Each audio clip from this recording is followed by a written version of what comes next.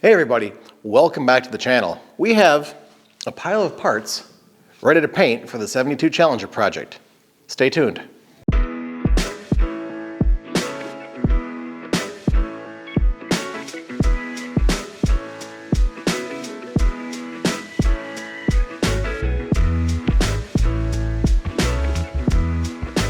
Alrighty, that is right. We have reached the point in time. We are working on getting the engine dressed up, painted, and put back together for Darren's 72 Challenger project. And we are going to start off today with painting all the black brackets and stuff. There's still a few down in the shop for the air conditioning. We don't know how that goes on yet. That didn't have air conditioning when it came in here, but Darren wants to get AC on it. That's a topic for another day. We're going to focus on all the stuff we've got right now, which is a bunch of brackets and pulleys for the power steering and the alternator, some hardware. So we're going to go ahead and get those painted up black. And for that, I've got the Eastwood chassis black products. We're going to start off with the Eastwood chassis black primer. We're going to spray that on. They do make it in rattle cans if you so choose. I just happen to prefer guns, so we're going to go that route. After the primer, we've got the two-part satin black chassis black product, so that's going to go over all of our bracketing and stuff and hopefully give it a good, nice coat of paint and look nice once it's back in the engine bay. We also have done a ton of work off camera getting all this stuff ready to go between parts washing, cleaning off the paint, old loose paint. Went out and picked up an ultrasonic parts cleaner for all the little nuts and bolts and brackets just to help get as much stuff off as we can. I was spending way too much time with a wire wheel and not making a lot of progress. That ultrasonic cleaner really sped things up for knocking the chunks off. And also we've got our prep, the Eastwood pre-painting prep. Go ahead and run this over everything before you go ahead and paint and lay down your primer. Just as one extra step. I'm sure you can use brake clean, spray away, whatever the case may be as well. But we've gone with the Eastwood stuff here. It is not sponsored in this video, just think it's a good product and we're going to use it. So. And if you're joining us for the first time, figuring out, well, how did they get to this engine rebuild thing? There's a link up here for this whole playlist, starting from when Darren dropped it off back at the beginning, April of 2021, it came in. So, and now we're beginning spring of 2023 and hoping we can get it back to him this year, but we're still waiting on a quarter panel before we can do anything else with the body. So that's why we're focusing on getting the engine broken down, cleaned up, dressed up, and back together. So everything behind me has been cleaned and prepped and hung. So we are going to let the furnace kick on and just go paint.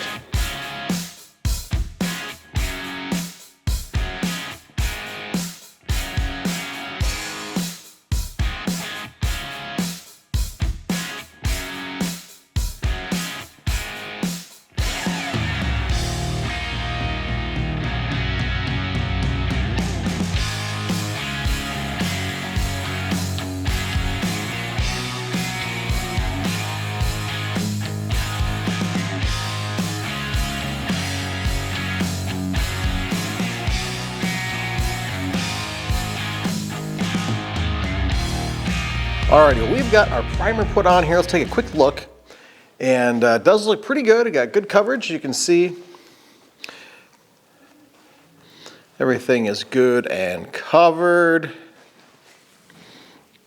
That harmonic balancer down here is looking a whole lot better. So we've got a couple more minutes for the paint to dry. It says wait 60 minutes before you go ahead and put on that 2K satin chassis black. So we're going to give it another about 15 minutes here. So we'll go ahead, get our paint gun ready, get our paint mixed up. So when we hit that 60-minute mark, boom, we can go ahead and lay down the paint just in time for the furnace to come back on. So we'll be right back. Okay, so we're going ahead and putting a light coat over everything here to begin with. Again, we are dealing with tolerances with fitment of hardware to the engine block, whether it's a bracket for a alternator or the distributor tie down dipstick tube, whatever. We don't want to go ahead and glob on the paint too thick because you don't want to have to deal with clearances and tolerances and have to take off paint because everything is too tight. So that is why we're just kind of doing a light coat. When we come back and put on a second coat, and our second coat, I'm actually thinning it down just a little bit. It was a little thick coming out of the gun, the first coat, and the second coat is going on quite a bit better, except my gun, the trigger was sticking for the air, so that was making things a little challenging. That's kind of why you saw me kind of stabbing in the air trying to get this thing to work. But that I think is remedied, and we're good to go on for our next coat of paint for the orange. But we'll go ahead and get this finish up with the black, let everything dry, and come back. All right, well, we got 2 coats of the Eastwood Satin Black, chassis black on all of our parts and brackets and a couple pieces of hardware. And now we're gonna let this dry for a while so I can move it, set it down somewhere, and then go ahead and get ready to bring out the 440 hiding behind me over here. Get that cleaned up and ready for paint. I've already gone through and masked off everything like timing cover, both the valve covers in the valley. So really, all I've got to do is mask off underneath where the oil pan goes. I can't actually turn the block 180 for a handful of reasons. So it's going to be upright until it goes back in the car. So that makes things a little challenging for reassembly, but we'll get there when we get there. Anyways, let this stuff dry. I'm going to clean up my black paint mess and get ready to make an orange paint mess. Yeah. Alrighty, we are back. We have changed out our black for our orange stuff, and I've got a big mess of stuff. Engine, that's cleaned. It's been wiped down with the Eastwood pre-paint prep. And valve covers, everything on top of the heads is masked off, valley's masked off, everything here is good to go. Oops, I gotta tape off under there yet. Thanks for reminding me. Our new oil pan, this is good, cleaned, ready to go. New valley pan, cleaned, ready to go. Our intake, our water pump housing. Oh, I've got a water pump somewhere too. I should find that. And a bunch of cards with all of our other miscellaneous hardware. And of course our makeshift laundry line of other parts back there, including the oil pump. Timing cover, valley pan, gasket covers, engine mounts, water pump, or thermostat housing cover. I think we're about ready to go once I tape that thing up back there and find my water pump. Yeah, so we've got our orange paint. Let me grab that real quick. Alrighty, we've got our high temp Hemi Orange from Eastwood. Again, not sponsored, but like their products. So this is again 2-part, 4-to-1 I think it is. If I don't drop it. Yes, I'm getting old and I need to do this number here. Yep, 4-to-1. So we'll go ahead and mix some of this up. I'm going to start with probably mixing up 8 ounces of this. It's got about, what is it, a 45 or 50 minute pot life. So get it mixed up, hit the engine block, and then go after the rest of the parts. My intent is to put down 2 coats and see how we look after that. That's what it calls for. We've got about a 20-minute break between coats, which I can probably go change laundry. While that's drying, we've got a couple of Diet Coke cans propped up for our intake and our water pump housing. You use what you got. Again, we don't have a professional paint booth. We have a garage with old furnace fans to suck out the paint fumes. But you know what works for us?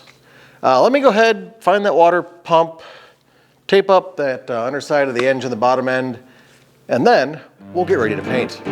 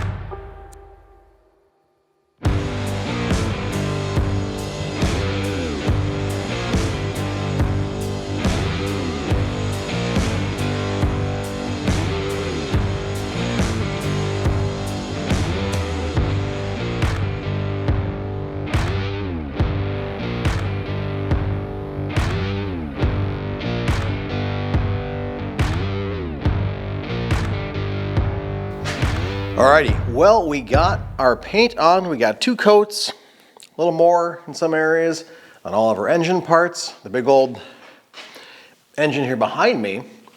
New oil pan, valley pan gasket, all of our pumps and housings. Most of our nuts and bolts, the exception with the valve cover bolts, which I'm going to make those black because of our new valve covers. And our oil pan bolts are still being soaked, so those are not painted, but we can just mix up a little by hand and brush that on once those bolts are in place if we want. Let's take a quick look at how everything looks. Alrighty, so first our block. Compared to what this looked like when we started taking it apart, man, it looks so much better. Fresh coat of paint on there. All the oil and crud is gone. I think this is going to be just fantastic when it's put together. We've got all of our other accessories and covers and oil pump over here. Those all look pretty good. Engine mounts. Our new water pump, that looks fantastic. I've still got to figure out how to put that Mopar sticker back on the top of there. It fits right up here. So that'll be for a later date. Our intake, had to do some creative mounting to hold that after I painted the bottom. So this all is painted as well. No runs, no drips. Got pretty good coverage on everything, I think. Got our water pump housing.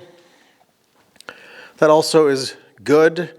Again, we've got all of our hardware here. I went ahead and sprayed them. We'll see if I knock off any of the paint when I put it together. And if so, like I said, I can just mix them up and brush it on. Our new oil pan, that is nice. It is not dented. The old one, oh, let's see. Here's the old one. You can see it was, yeah, caved in underneath. So definitely a difference. Old, new. And like I said, we've got our new valley pan gasket. That's going to go in there as well. Just a whole bunch of orange stuff. Some orange on my floor. But really, this is kind of the main event right here. I think overall it turned out fantastic. Again, it's just a simple guy working in his garage, rebuilding cars. So this is our first part of the 2-part rebuild, or putting back together, redressing, whatever you want to call this. So the next part of this, we're going to come back and actually put everything back together. We have a whole pile of parts hiding over here. Engine mounts, valve covers, the whole gasket set.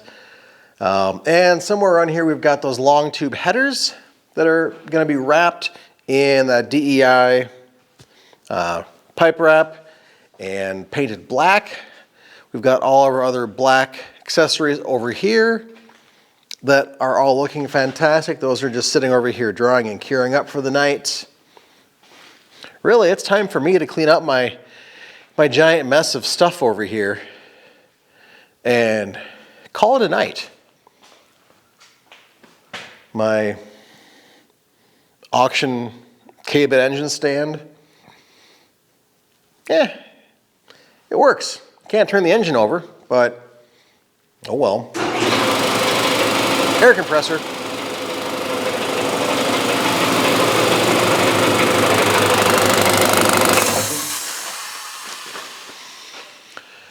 Okay, so with that, I'm gonna leave everybody with a nice, nice giant orange thing. So until we come back next time, enjoy working on your own projects, and if you haven't yet, subscribe to the channel, please do. We've got a lot more work on the Challenger. We've got other restoration projects, other DIY things going on all the time. So again, share it to your friends, subscribe to the channel, and just have a good day. We'll see you next time. Bye-bye.